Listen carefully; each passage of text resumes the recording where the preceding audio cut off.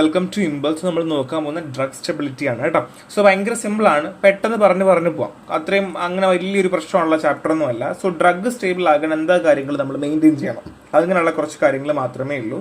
So first of all definition നോക്കാം. So എന്താണ് അല്ലെങ്കിൽ എന്തുകൊണ്ടാണ് ഡ്രഗ് സ്റ്റെബിലിറ്റി കൊണ്ട് ഉദ്ദേശിക്കുന്നത്?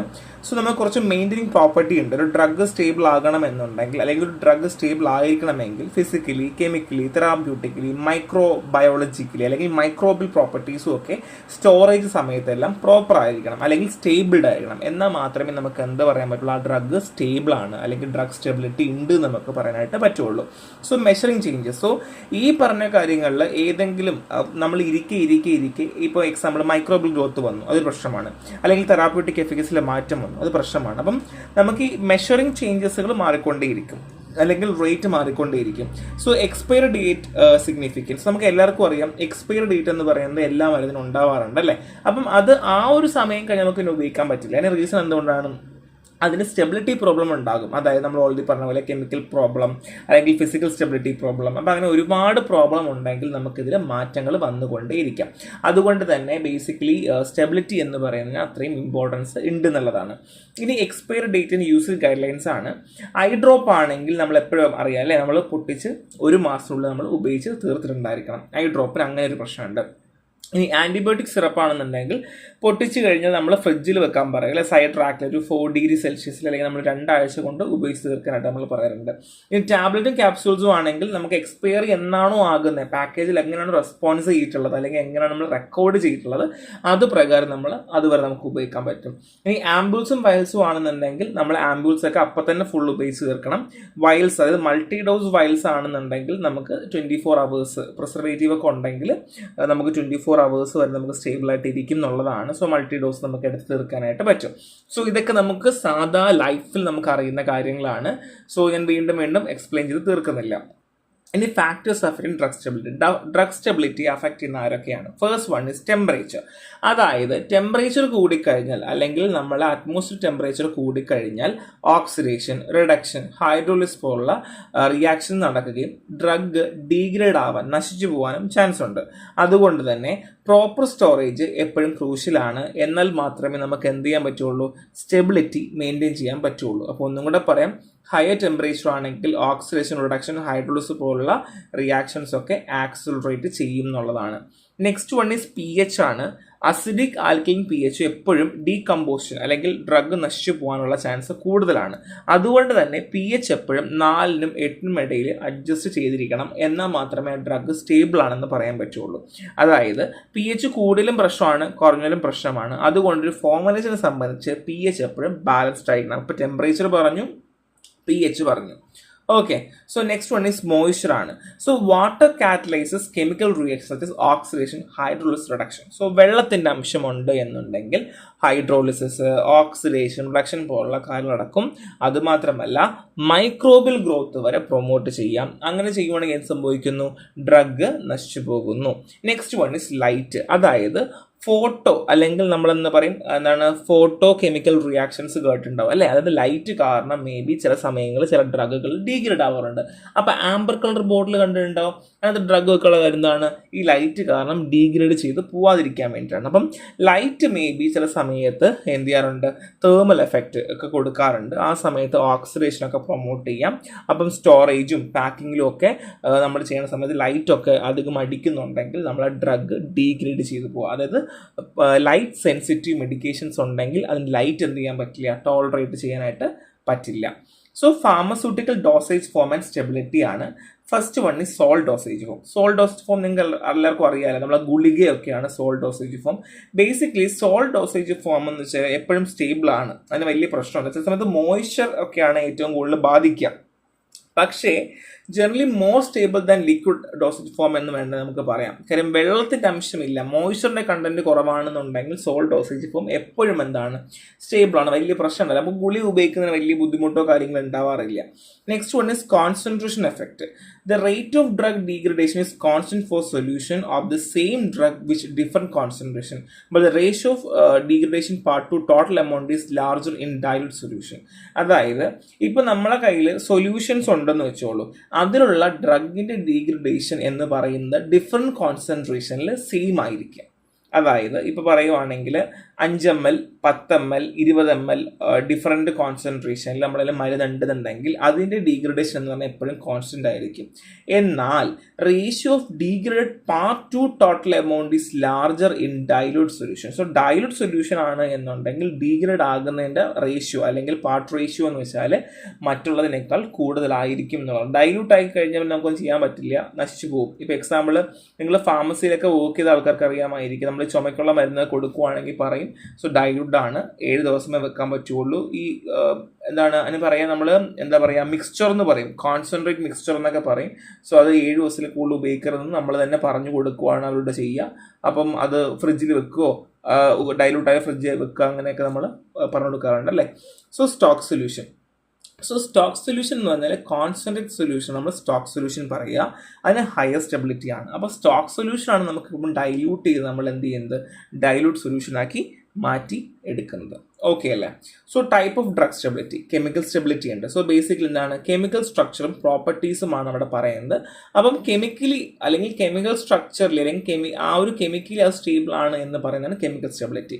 2 മൈക്രോബിയൽ സ്റ്റെബിലിറ്റി ആണ്, അതായത് മൈക്രോ ഓർഗാനിസം ഗ്രോത്ത് ഒരു കാരണവശാലും ഉണ്ടാവാണ്ട് ആ ഡ്രഗ് മൈക്രോബിയൽ ഫ്രീ ആയിരിക്കുമ്പോഴാണ് നമ്മൾ എന്ത് പറയുക, മൈക്രോബിയൽ സ്റ്റെബിലിറ്റി എന്ന് പറയുക. Next one is physical stability ആണ്. ഡ്രഗിന്റെ അപ്പിയറൻസ്, ഡിസൊല്യൂഷൻ, പാർട്ടിക്കിൾ സൈസ്, ആ ഒരു കാണുമ്പോൾ ഉണ്ടാകുന്ന രീതി, ആ ഒരു പ്ലസന്റ് ലുക്കൊക്കെയാണ് നമ്മൾ എന്ത് പറയുക, ഫിസിക്കൽ സ്റ്റെബിലിറ്റി എന്ന് പറയുക. അപ്പം എന്തൊക്കെയാണ് chemical stability, microbial stability and physical stability. So physical സ്റ്റെബിലിറ്റിയിൽ എന്തൊക്കെയാണ്, ക്രിസ്റ്റൽ ഫോർമേഷൻ, സോ പോളിമോർഫിസം, അതായത് 2-3 ക്രിസ്റ്റൽ ഫോംസുകൾ, അതായത് ചേഞ്ച് ഇൻ ക്രിസ്റ്റൽ ഫോം ആണ്, ലൈക്ക് അമോഫസ് ടു ക്രിസ്റ്റലൈൻ ഫോമിലേക്ക് മാറുന്ന രീതിയാണ് polymorphism. So example chloramphenicol ആണ്. സോ പോളിമോർഫിസം ആണ്, എന്താണ് crystal formation, change in crystal formation ആണ്. So amorphous to crystalline form ആവുന്നതിനാണ് നമ്മൾ എന്ത് പറയുക, പോളിമോർഫിസം എന്ന് പറയാം. Next one is saturated solution. Temperature changes can cause precipitation of solute in saturated solution. So saturated solutionൽ ടെമ്പറേച്ചർ ചേഞ്ച് വരികയാണെന്നുണ്ടെങ്കിൽ എന്ത് ചെയ്യാം, സൊല്യൂട്ട് പ്രസിപ്പിറ്റേറ്റ് ചെയ്യാം.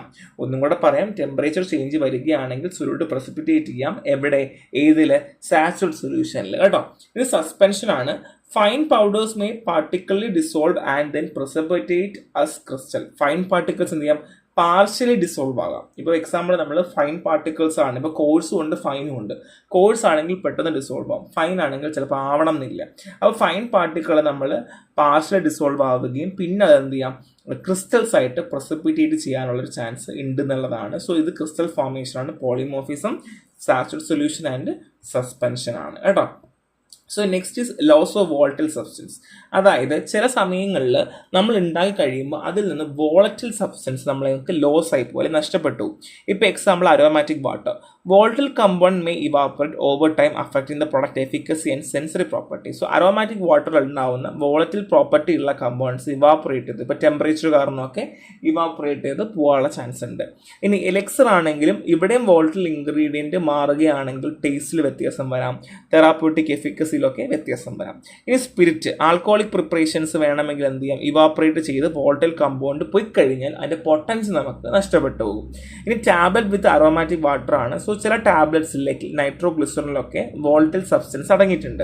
അപ്പോൾ അത് നഷ്ടപ്പെട്ടു പോകുമ്പം അതിൻ്റെ സ്റ്റെബിലിറ്റിയും എഫിക്കസി നഷ്ടപ്പെട്ടു. സോ ബേസിക് ആയിട്ട് പറയുവാണെങ്കിൽ വോളറ്റൈൽ സബ്സ്റ്റൻസ് ഇവാപ്പറേറ്റ് ചെയ്ത് പോയി കഴിഞ്ഞാൽ നമുക്ക് ഡ്രഗിൻ്റെ സ്റ്റെബിലിറ്റി നഷ്ടപ്പെട്ടു പോകും എന്നുള്ളത് മാത്രമല്ല, ആ ഡ്രഗിൻ്റെ ടേസ്റ്റ്, അപ്പിയറൻസിലൊക്കെ പല മാറ്റങ്ങളും ഉണ്ടാകും എന്നുള്ളതാണ് കേട്ടോ. So next one is loss and absorption of water ആണ്. സോ ചില സമയങ്ങളിൽ like affect saturated solution, emulsion, cream, paste, ഓയിൽമെന്റ് can lead to crystallisation, phase separation or drying. Humectant like glycerin are added to prevent water loss. ചില സമയങ്ങളിൽ നമ്മൾ ഓയിൽമെന്റ്, paste, emulsion, ക്രീമിലൊക്കെ നമുക്ക് ചില സമയങ്ങളിൽ ക്രിസ്റ്റലൈസേഷൻ കാരണം അല്ലെങ്കിൽ ഫേസ് സെപ്പറേഷൻ കാരണം അല്ലെങ്കിൽ ഡ്രൈയിങ് കാരണം വാട്ടർ ലോസ് ഉണ്ടാകും. സോ വാട്ടർ ലോസ് ഉണ്ടാവാതിരിക്കാൻ ഗ്ലിസറിൻ പോലുള്ള സാധനങ്ങൾ നമുക്ക് ചില സമയത്ത് എന്ത് ചെയ്യേണ്ടി വരും, ആഡ് ചെയ്ത് കൊടുക്കേണ്ടി വരും എന്നുള്ളതാണ്. സോ ബേസിക് ആയിട്ട് മനസ്സിലാക്കുക, ലോസ് ഓഫ് വാട്ടർ ഉണ്ടാവുകയാണെന്നുണ്ടെങ്കിൽ അതിൻ്റെ ഫോർമുലേഷനിൽ പല ചേഞ്ചസ് അല്ലെങ്കിൽ പല വ്യത്യാസങ്ങളും വരും എന്നുള്ളതാണ്. ഇനി അബ്സോർപ്ഷൻ ഓഫ് വാട്ടർ ഒന്ന് ആലോചിച്ച് നോക്കിയാൽ, വെള്ളം എടുക്കുവാണ്, ഡീഗ്രേഡേഷൻ നടക്കാം, അല്ലെങ്കിൽ എന്താണ് മൈക്രോബിയൽ ഗ്രോത്ത് നടക്കാം അല്ലേ. അപ്പോൾ നമ്മൾ പ്രോപ്പറായിട്ട് സ്റ്റോർ ചെയ്തില്ല, പാക്ക് ചെയ്തില്ല എന്നുണ്ടെങ്കിൽ മോയ്സ്ചറൊക്കെ അബ്സോർപ്ഷൻ നടന്നുകൊണ്ട് അല്ലെങ്കിൽ വാട്ടറൊക്കെ അബ്സോർബ് ചെയ്തുകൊണ്ട് ഡീഗ്രേഡ് ചെയ്യാം, കൺസിസ്റ്റൻസി ചേഞ്ച് വരാം. സോ ലിക്വിഫാക്ഷൻ ആകാം, വെള്ളം പോലെ ആയി പോകാം. അപ്പോൾ പല രീതിയിലും പ്രശ്നങ്ങൾ ഉണ്ടാകും എന്നുള്ളതാണ് കേട്ടോ. So next one is chemical stability and incompatibility ആണ്. സോ ബേസിക്കലി കെമിക്കൽ റിയാക്ഷൻ അറിയാമല്ലോ. അപ്പോൾ ഒന്നെങ്കിൽ ഒന്നോ അല്ലെങ്കിൽ അതിൽ കൂടുതൽ കെമിക്കൽസ് തമ്മിൽ റിയാക്ട് ആകാം, ഇല്ലെങ്കിൽ അതിൽ തന്നെ സമയം കൂടുന്തോറും ഇരുന്ന് റിയാക്ട് ആകാം, ഇല്ലെങ്കിൽ കണ്ടെയ്നേഴ്സ് നമ്മൾ വെക്കുന്ന കണ്ടെയ്നേഴ്സുമായിട്ട് റിയാക്ട് ആകാം. അപ്പോൾ വേരിയസ് കെമിക്കൽ റിയാക്ഷൻസ് എങ്ങനെ വേണമെങ്കിലും ഉണ്ടാകാം. അതിൽ first one is oxygen exposure ആണ്. ഇപ്പോൾ ചില സമയങ്ങളിൽ ചില ഡ്രഗുകൾ ഓക്സിജനുമായിട്ട് റിയാക്ട് ചെയ്താൽ ഓക്സിഡേഷൻ സംഭവിക്കും. അപ്പോൾ എന്ത് ചെയ്യുന്നു, ഡ്രഗ് ഡീഗ്രേഡ് ചെയ്ത് പോകാനുള്ള ചാൻസ് കൂടുതലാണ്. So incompatibility issue. അപ്പോൾ നമ്മൾ പ്രോപ്പറായിട്ട് പാക്ക് ചെയ്യണം, പ്രോപ്പറായിട്ട് ലേബിൾ ചെയ്യണം. സോ ഇപ്പോൾ എക്സാമ്പിൾ നമുക്ക് കണ്ടെയ്നറിൽ ഇഷ്യൂ ഉള്ളതാണ്, അങ്ങനെയെങ്കിൽ കണ്ടെയ്നറിൽ മാറ്റം വരുത്തുക, പ്രോപ്പറായിട്ട് പാക്ക് ചെയ്യുക, പ്രോപ്പറായിട്ട് ലേബിൾ ചെയ്യേണ്ടത് അത്യാവശ്യമാണ്. അപ്പോൾ കെമിക്കൽ സ്റ്റെബിലിറ്റി ആണ് ഓക്സിജൻ പറയുന്നത് ഓക്സിഡേഷൻ നടക്കാനുള്ള ചാൻസ് കൂടുതലാണ് എന്നുള്ളതാണ്. സോ ഡോസേജ് ഫോം അൺസ്റ്റേബിളായി പോകുന്നു എന്നുള്ളതാണ്. സോ മൈക്രോബൽ സ്റ്റെബിലിറ്റി ആണ് പറയുന്നത്. സോ മൈക്രോബൽ സ്റ്റെബിലിറ്റി എങ്ങനെയൊക്കെ ഉണ്ടാകാം, അല്ലെങ്കിൽ കണ്ടാമിനേഷൻ എങ്ങനെ ഉണ്ടാകാം, വെള്ളം വഴി ഉണ്ടാകാം, എയർ വഴി ഉണ്ടാകാം, റോ മെറ്റീരിയൽസ്. ഇപ്പോൾ example like raw materials proper നല്ല ഗുഡ് സോഴ്സ് അല്ല, അല്ലെങ്കിൽ നമ്മൾ ഏതെങ്കിലുമൊക്കെ വൃത്തികെട്ട ഏരിയയിൽ നിന്നൊക്കെ എടുത്തുകൊണ്ട് വരികയാണ് റോ മെറ്റീരിയൽസ്, പ്രശ്നം വരും. പിന്നെ പേഴ്സണൽ, ഇപ്പോൾ നമ്മളെ കൂടെ തന്നെ നമുക്ക് സ്ട്രെപ്റ്റോക്കോക്കെ, ഇപ്പോൾ നമ്മൾ തുമ്മുകയാണ്, നമ്മൾ ഉണ്ടായിക്കൊണ്ടിരിക്കുക, നമ്മൾ തുമ്മുക അല്ലെങ്കിൽ നമ്മൾ ചുമയ്ക്കുന്നു, അപ്പോൾ നമുക്ക് എന്ത് ചെയ്യാം, നമുക്കിപ്പോൾ കാരണമായിട്ട് എന്തെങ്കിലും നമുക്ക് ഉണ്ടെന്നുണ്ടെങ്കിൽ അത് നമ്മൾ അഫക്റ്റ് ചെയ്യും അല്ലേ, അല്ലെങ്കിൽ നമുക്ക് ഒരു പ്രശ്നം ഉണ്ടാവും അല്ലേ. അപ്പോൾ അതും അവിടെ ഒരു പ്രശ്നം ഉണ്ടാകാറുണ്ട് എന്നുള്ളതാണ്. So basically microbial stability is an important thing. വെള്ളം വഴി, വായു വഴി, റോ മെറ്റീരിയൽ വഴിയൊക്കെ നമുക്ക് എന്ത് ചെയ്യാം, ഈ മൈക്രോബിൽ അൺസ്റ്റെബിലിറ്റി കാണിക്കാം എന്നുള്ളതാണ്. So next one is packing and stability ആണ്. സോ നമുക്ക് എല്ലാവർക്കും അറിയാം പാക്കിംഗ് പല രീതിയിലാണ്. ഗ്ലാസ്സിൽ പാക്ക് ചെയ്യാറുണ്ട്, പ്ലാസ്റ്റിക്കിൽ പാക്ക് ചെയ്യാറുണ്ട്, മെറ്റൽസിൽ പാക്ക് ചെയ്യാറുണ്ട്, റബ്ബറിൽ പാക്ക് ചെയ്യാറുണ്ട് അല്ലേ. സോ ഗ്ലാസ്സിലാണ് പാക്ക് ചെയ്യുന്നതെങ്കിൽ ചില സമയങ്ങളിൽ ഗ്ലാസ്സിൽ നിന്ന് ആൽക്കലൈൻ അല്ലെങ്കിൽ ആൽക്കലി ഇതിലേക്ക് വരികയും അല്ലെങ്കിൽ അത് ഒരുപാട് പ്രശ്നം വരാറുണ്ട്. അപ്പോൾ ഗ്ലാസ്സൊക്കെ നമ്മൾ ചില സമയത്ത് ലൈറ്റൊക്കെ കടത്തി വിടാറുണ്ട്. അപ്പം ഫോട്ടോ കെമിക്കൽ റിയാക്ഷൻസ് നടക്കാനുള്ള ചാൻസ് ഉണ്ട്, അല്ലെങ്കിൽ ആൽക്കലി ഈ ചീലേറ്റ് ചെയ്ത് ഈ പ്രൊഡക്റ്റിൽ വരുന്നതുകൊണ്ട് ഡാമേജ് വരാം. അപ്പോൾ നമുക്കറിയാമല്ലോ ഈ സൾഫർ ഡയോക്സൈഡ് ആണല്ലോ ഗ്ലാസ് കൊണ്ട് ഉണ്ടാക്കിയിട്ടുള്ളത്. അപ്പം അതിൽ നിന്ന് ഒക്കെ വേണമെങ്കിൽ സൾഫറൊക്കെ എന്ത് ചെയ്യാം, ചീലേറ്റ് ചെയ്ത് നമ്മുടെ ഡ്രഗ്സിലേക്ക് വരാം. അപ്പോൾ അതുകൊണ്ട് തന്നെ ഗ്ലാസ് ഒരു പ്രശ്നമാണ്. ഇനി പ്ലാസ്റ്റിക് ആണെന്നുണ്ടെങ്കിൽ ബേസിക്കലി വലിയ പ്രശ്നമല്ല, നമുക്ക് വേഴ്സറ്റൈൽ ആയിട്ടുള്ള ഒരു സാധനമാണ് പ്ലാസ്റ്റിക്, നമുക്ക് ഉപയോഗിക്കാൻ പറ്റും. പക്ഷെ ചില സമയങ്ങളിൽ നമുക്ക് ചില കാരണങ്ങളാൽ പ്ലാസ്റ്റിക് എപ്പോഴും ഉപയോഗിക്കാൻ പറ്റുന്ന വരില്ല. നെക്സ്റ്റ് വൺ ഇസ് മെറ്റലാണ്. നമ്മൾ എല്ലാ പ്രൊഡക്റ്റും മെറ്റൽ ഉപയോഗിക്കാറുണ്ട്, പക്ഷേ ഏറ്റവും വലിയ പ്രശ്നം കൊറോഷനാണ്, പിന്നെ പ്രസിപ്പിറ്റേഷനും. ഈ മെറ്റൽസ് നമ്മൾ ഉപയോഗിക്കുന്ന ഡ്രഗ് ഒരു കെമിക്കൽ റിയാക്ഷനുമായിട്ട് ഈ മെറ്റലായിട്ട് നടക്കുകയാണെന്നുണ്ടെങ്കിൽ എന്ത് സംഭവിക്കും, അതിന് ഇൻസ്റ്റബിലിറ്റി ഉണ്ടാവും. ഇനി റബ്ബറാണ്. സോ ബേസിക്കലി നമ്മൾ റബ്ബർ എന്തിനാണ് ചെയ്യുന്നത്, കണ്ടന്റ് ഉണ്ടാക്കാനല്ല, കണ്ടന്റ് ക്ലോസ് ചെയ്യാൻ വേണ്ടി റബ്ബർ ഉപയോഗിക്കാറുണ്ട്. പക്ഷേ റബ്ബറിനും ഇവിടെ എന്താണ് ലീച്ചിങ് ഇഷ്യൂ ഉണ്ട്. നമ്മൾ ഈ ഗ്ലാസ് പറഞ്ഞതുപോലെ മേ ബി റബ്ബറിൽ നിന്ന് എന്ത് ചെയ്യാം, ലീച്ചിങ് സംഭവിക്കാം. അങ്ങനെ നമ്മുടെ പ്രൊഡക്റ്റ് നശിച്ച് പോകാനുള്ള ചാൻസ് ഉണ്ട്. അപ്പോൾ ഗ്ലാസ് ഉണ്ട്, പ്ലാസ്റ്റിക് ഉണ്ട്, മെറ്റൽ ഉണ്ട്, റബ്ബർ ഉണ്ട്. സോ ഇത് പഠിച്ചു വെക്കുക, ഇറ്റ്സ് വെരി വെരി ഇമ്പോർട്ടൻ്റ് ആണ്. സോ പ്രിസർവേറ്റീവ്സ് ആണ്. ഇഞ്ചക്ഷൻസ് ആണെങ്കിൽ ഫിനോൾ യൂസ് ചെയ്യാം, ഐ ഡ്രോപ്പ് ആണെങ്കിൽ ബെൻസൽക്കോണിയം ക്ലോറൈഡ്, മിക്സ്ചർ ആണെങ്കിൽ ബെൻസോയിക് ആസിഡ്, ക്രീം ആണെങ്കിൽ പാരബിൻസ് ഉപയോഗിക്കാം കേട്ടോ. ഇതിൻ്റെ കോൺസെൻട്രേഷൻ കൊടുത്തിട്ടുണ്ട്, നിങ്ങൾക്ക് പഠിക്കാൻ പറ്റുന്നതാണെങ്കിൽ മാത്രം പഠിക്കുക, ഇല്ലെങ്കിൽ പ്രിസർവേറ്റീവ് പഠിക്കുക, പ്രിപ്പറേഷൻ പഠിക്കുക. ഇത് നമുക്ക് എളുപ്പമായിരിക്കും. കാര്യം ഫാർമസ്യൂട്ടിക്കൽ പ്രിപ്പറേഷൻസിലൊക്കെ നമുക്ക് എങ്ങനെ മൈക്രോബിയൽ ഗ്രോത്ത് കുറയ്ക്കാം, അല്ലെങ്കിൽ എങ്ങനെ നമുക്ക് സ്റ്റെബിലിറ്റി കൂട്ടാം എന്നൊക്കെ ചോദിക്കുകയാണെന്നുണ്ടെങ്കിൽ നമുക്ക് ധൈര്യമായിട്ട് ഈ പ്രിസർവേറ്റീവ്സിൻ്റെ കാര്യങ്ങൾ പറയാൻ പറ്റും. And you will get A good score in this. Okay, അതുകൊണ്ടാണ് ഞാൻ പറഞ്ഞത്. സോ ബേസിക്കലി നമുക്ക് മൈക്രോബിയൽ സ്റ്റെബിലിറ്റി കിട്ടാൻ വേണ്ടി നമുക്ക് എന്തൊക്കെ ചെയ്യാം. ഫസ്റ്റ് ഓഫ് ഓൾ കണ്ടാമിനേഷൻ കുറയ്ക്കുക. ഹൈജീൻ എപ്പോഴും നമ്മൾ കീപ്പ് ചെയ്യേണ്ടത് വളരെ അത്യാവശ്യമാണ്. അത് ക്വാളിറ്റി അഷുറൻസ് പ്രൊസീജിയർ അല്ലെങ്കിൽ SOP സ്റ്റാൻഡേർഡ് ഓപ്പറേറ്റിംഗ് പ്രൊസീജിയർ നമ്മൾ എപ്പോഴും വെക്കുക എന്നുള്ളതാണ്. സ്റ്റെറിലൈസേഷൻ ടെക്നിക്ക് ഉപയോഗിക്കുക. അസെപ്റ്റിക് മാനുഫാക്ചറിങ് സ്ഥലങ്ങളിലൊക്കെ സ്റ്റെറിലൈസേഷൻ നമ്മൾ നിർബന്ധമായിട്ടും ഉറപ്പിക്കുക. അത് മാത്രമല്ല പ്രോപ്പർ സ്റ്റോറേജ്, നമ്മൾ WHO റെക്കമെൻഡ് ചെയ്തിട്ടുള്ള ടെമ്പറേച്ചർ, ഹ്യൂമിഡിറ്റി, വൃത്തിയൊക്കെ നമ്മളെപ്പോഴും മെയിൻറ്റെയിൻ ചെയ്യേണ്ടത് വളരെ അത്യാവശ്യമാണ്. അപ്പോൾ ഇത്രയേ ഉള്ളൂ ചാപ്റ്റർ. ഇവിടെ നമ്മൾ എന്താ പറഞ്ഞത്, ഒന്നും പറഞ്ഞു, നമുക്ക് അറിയുന്ന കാര്യങ്ങൾ തന്നെയാണ്. സോ പാക്കിംഗ് സ്റ്റെബിലിറ്റി ഞാൻ പറഞ്ഞു, മൈക്രോബിൽ ആണെങ്കിൽ വാട്ടർ, എയർ, റോ മെറ്റീരിയൽ കാര്യം പറഞ്ഞു, കെമിക്കൽ ആണെങ്കിൽ കെമിക്കൽ റിയാക്ഷൻ ഉണ്ടാക്കാം, എക്സാമ്പിൾ ഓക്സിഡേഷൻ പറഞ്ഞു. സോ ഫിസിക്കൽ സ്റ്റെബിലിറ്റി ആണെങ്കിൽ ലോസ് ഓഫ് വാട്ടർ കാരണം ഡാമേജ് ഉണ്ടാകാം, വെള്ളം അബ്സോർബ് ചെയ്താൽ ഡാമേജ് ഉണ്ടാകാം, ആൻഡ് വോൾട്ടൈൽ സബ്സ്റ്റൻസ് നഷ്ടപ്പെട്ടു പോയാൽ ഡാമേജ് ഉണ്ടാകാം. ഡാമേജ് മാത്രമല്ല, ഡീഗ്രേഷൻ മാത്രമല്ല, ടേസ്റ്റ്, അപ്പിയറൻസ് ഒക്കെ മാറ്റം വന്നേക്കാം. പിന്നെ ക്രിസ്റ്റൽ ഫോർമേഷൻ, പോളിമോർഫിസം ഞാൻ പറഞ്ഞു. And next one is type of drug stability. ഞാൻ ഇത് ഓൾറെഡി നമ്മളെല്ലാം പറഞ്ഞതാണ്. സോ ഇവിടെ നിന്നായിരിക്കും ക്വസ്റ്റ്യൻ ഉണ്ടാവും. മിക്കൂർ 5 മാർക്കിന് അങ്ങനെ 10 മാർക്കൊന്നും ചോദിക്കാൻ കേട്ടോ. നാളെ ചോദിച്ചുകൂടായിക്കൊന്നുമില്ല. സോ ഇറ്റ്സ് ഇമ്പോർട്ടൻറ്റ് ടോപ്പിക്കാണ് കേട്ടോ. സോ ലൈറ്റ് കാരണം നടക്കാം. ടെമ്പറേച്ചർ, pH ഒക്കെ ഇമ്പോർട്ടൻ്റ് ആണ്. എക്സ്പയറി ഡേറ്റ്സ് ഇമ്പോർട്ടൻ്റ് ആണ്. ഗൈഡ് ലൈൻസ് ഉണ്ട് എന്നുള്ളതാണ്. സോ ഒരു സിമ്പിൾ ചാപ്റ്റർ ആണ്. ക്ലാസ് മാത്രം കേട്ടിരുന്നാൽ പഠിക്കാൻ പറ്റും. വെറുതെ നിങ്ങൾ ടൈം കളയണം ഞാൻ ഒരിക്കലും പറയില്ല. ക്ലാസ് മാത്രം കേട്ടാൽ മതി. നമുക്കൊരു അത്രയും എളുപ്പമുള്ളൊരു ചാപ്റ്റർ അല്ലേ. അപ്പോൾ അതുകൊണ്ട് നന്നായിട്ട് വായിക്കാം. എന്തെങ്കിലും സംശയം ഉണ്ടെങ്കിൽ ചോദിക്കാം. സോ നെക്സ്റ്റ് ക്ലാസ് കാണാം. താങ്ക്